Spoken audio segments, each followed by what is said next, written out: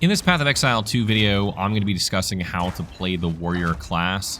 This video is designed for new warriors out there, how to get off to the right start with warrior, explaining some of the basic mechanics how to play. It is not an advanced build guide that's meant for endgame or cruel difficulty or anything like that.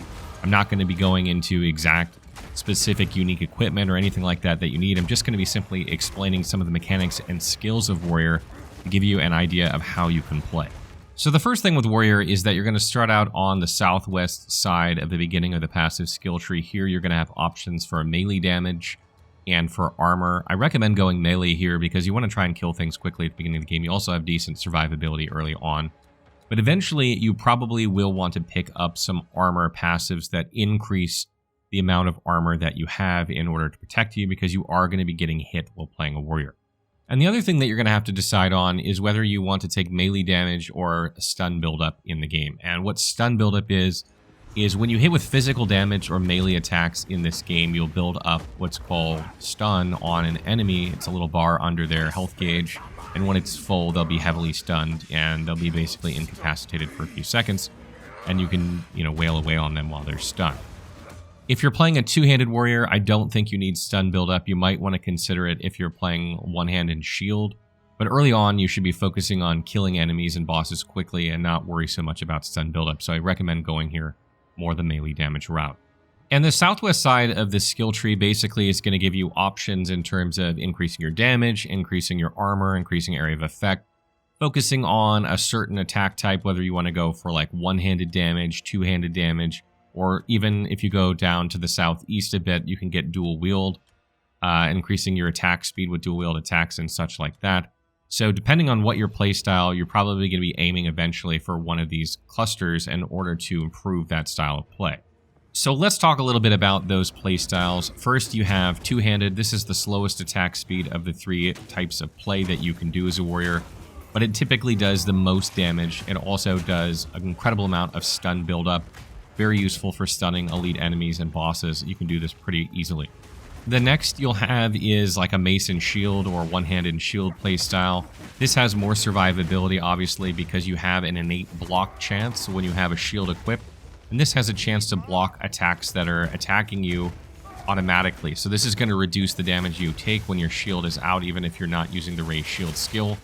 And it also improves your armor. The shield typically has an amount of armor on it that's going to increase your armor, which is going to reduce the damage that you take overall. So you have more survivability. You obviously have less damage when playing two-handed for this. And then the other playstyle is dual wield, which would be in this case two maces at the moment.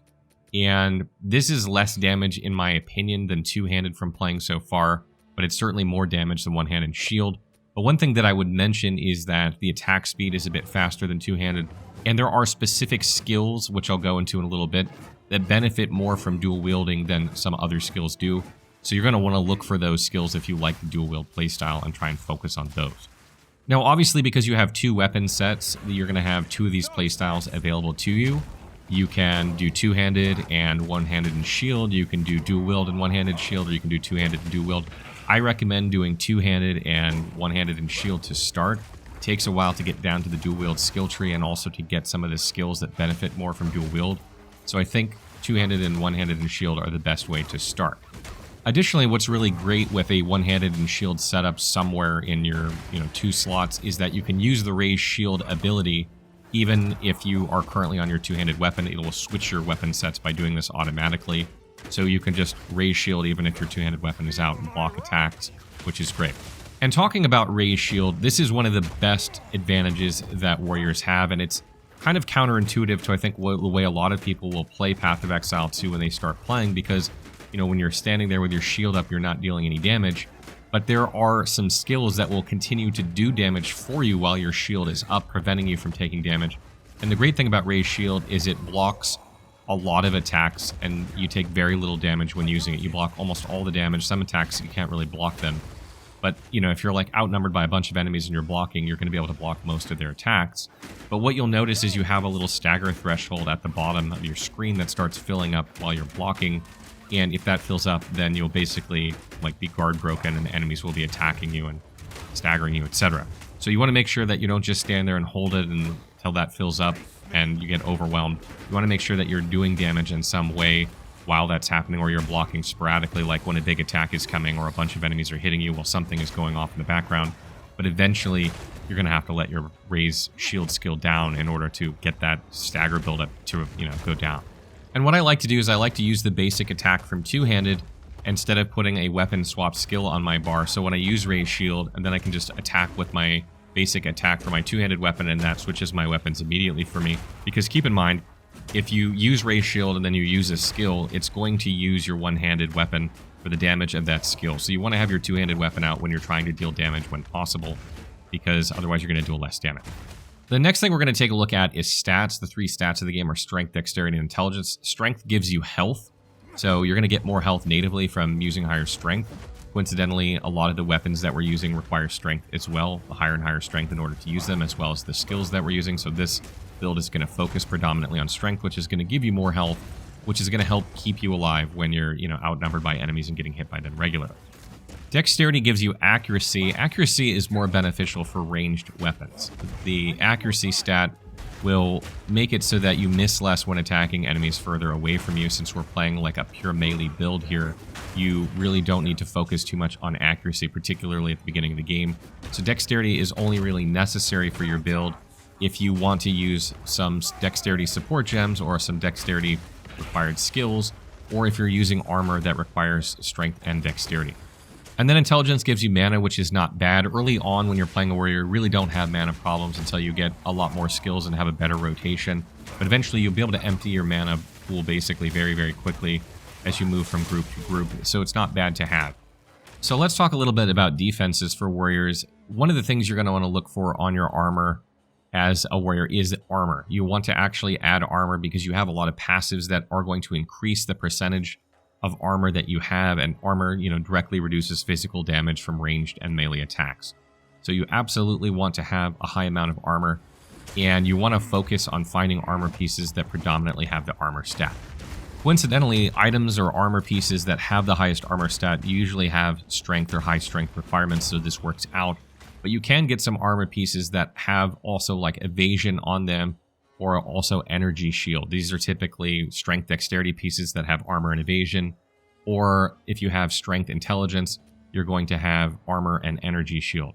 You can use either of these types of armors if you meet the stat requirements for it, and that's fine, but I strongly recommend looking out for the armor stat, specifically because you have passive skills that boost armor by a percentage, so the more number of armor you have, the better those bonuses are going to be for you. But if you end up going in the strength dexterity route to the southeast of where you begin, or you go north and you go the strength intelligence route, you can also pick up passes that will boost evasion and armor, or boost energy shield and armor as well. So it's kind of up to you depending on which direction you're going.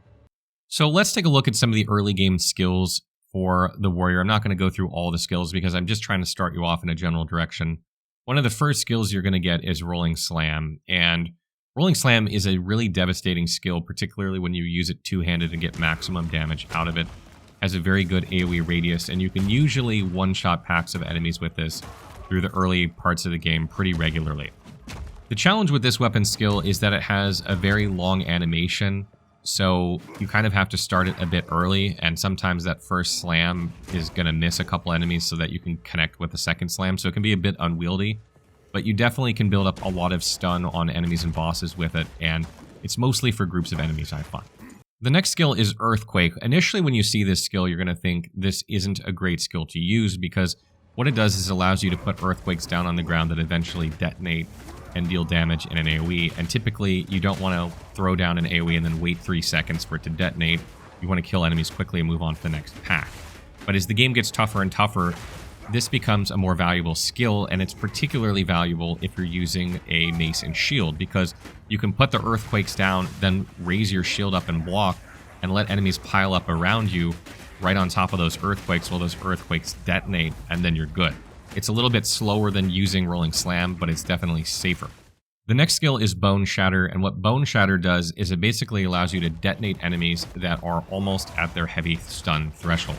This definitely is very valuable, because when you hit packs of enemies and not all of them die, they're typically almost always very close to being stunned, and you can almost just anticipate and hit the button to do this very quickly, and then get an extra AoE out of it. So you're going to want to use Bone Shatter quite regularly, especially if you're using one-handed and shield, or maybe even dual wield, because you'll do a lot less damage than two-handed, and enemies will typically have this status that they can be detonated because you're not doing as much damage, you're not killing them outright all the time. The next skill is Infernal Cry, and predominantly what you're going to use this for early on in the game is debuffing enemies so that when you kill them, they explode for more damage. And this is a great strategy when you combine this with something like Rolling Slam, or if you use it with something like Earthquake, where you throw it up on the enemies real quick, you throw down some Earthquakes, or then use a Rolling Slam, and they all detonate and boom, they're dead. You don't need it all the time early on in the game. I think it's going to become more valuable further you go. But it's definitely like a nice strategy to throw on a bunch of enemies, throw some Earthquakes down, block with your shield, or use Shockwave Totem and block with your shield, and then just watch the enemies detonate while you're sitting there taking no damage.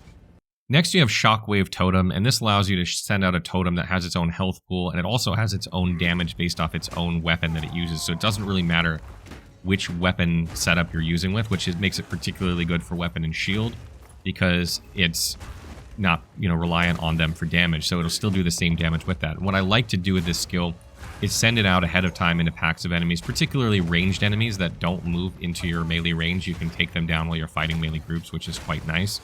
But you can throw out one of these and then put block up and wait for this thing to just detonate on enemies and deal damage. And if you use another support gem that adds one of these, you can actually put out 2 at a time early on in the game, and that can actually absolutely increase your damage. The biggest negative of this, though, is that they can be killed quite easily, and that you have to find specific nodes to increase the damage of this skill that don't necessarily increase the damage of other skills. Next, you have Armor Breaker, which is going to break armor on enemies with each attack. It also increases your attack range a little bit. And when you break an enemy's armor, you deal more damage to them. So that's going to be very valuable for you. It's particularly, obviously, better on like elites and bosses because regular enemies die too quickly for this. But it can be particularly good on them, and it's very good when you're dual wielding because you actually attack much more quickly when using Armor Breaker while dual wielding. So if you like dual wielding, this should definitely be one of the skills you're using.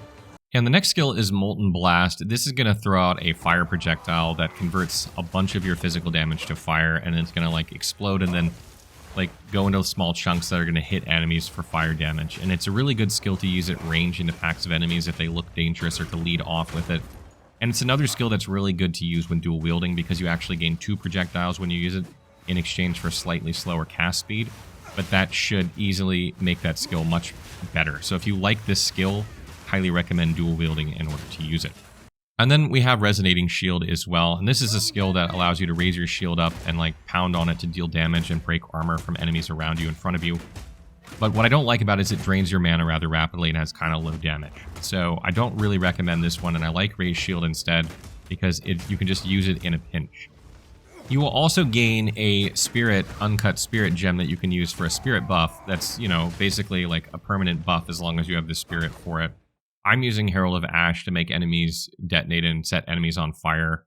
This is particularly good if you're going like with Infernal Cry and Molten Blast and you're focusing on fire damage nodes, etc. But there are a lot of other good options. You don't get another one of these very quickly, so unless someone else gives you one, I highly recommend waiting and taking one that you really, really want before just picking one that's available to you. There's one that makes it so that when you raise your shield, you do fire damage to enemies in front of you as well, which is not bad if you're going the one-handed and shield route and you find yourself blocking a lot with that strategy, dropping earthquakes or totems and then blocking. That can also be really good. And there are some that require like intelligence that make it so you do like frost explosions around you, which can also be a very good strategy if you're kind of going like the one-handed and shield route. You're dropping stuff down and then you're detonating with these frost explosions. So it doesn't really matter which one you pick, but I would just say wait until you meet the stat requirements for the one that you really want, because it's going to be a while before you get another one. And finally, I'll just touch upon Ascendency classes here. Once you get to the middle of Act 2, you're going to get to choose an Ascendency, which is kind of like a subclass for your class that has a separate little skill tree for it. But your choices so far are Warbringer and Titan. Warbringer is more specialized in my opinion. If you really like using totems, this could be a good one to pick up for you, or Warcries. It seems like it's focused more on one-handed and shield than Titan, and Titan seems to be more like of an all-around type of warrior that is good in a lot more scenarios. So if you are constantly changing up your warrior and, as you get more skills, you're going to keep trying new things out, I think Titan is probably a better way to go. But if you know, like, the kind of playstyle that you like already, and that includes totems or sword and shield, I think Warbringer is probably the better choice. So that wraps up our guide on how to play a warrior class. I hope you guys found this one useful. The general idea of this video is to just kind of get you started in the direction with the warrior. It's not how to make a build that's going to clear endgame or to get you through, you know, the cruel difficulties of Act 1, 2, and 3. It's to kind of show you how the different ways you can play warrior and to show you, you know, that it is a very viable class to play, and understanding some of these basic mechanics can make your warrior play a lot more fun. As always, if you guys have other tips for warriors out there, please leave them in the comments, and if you have questions, leave them there as well, and I will get to them as soon as I can.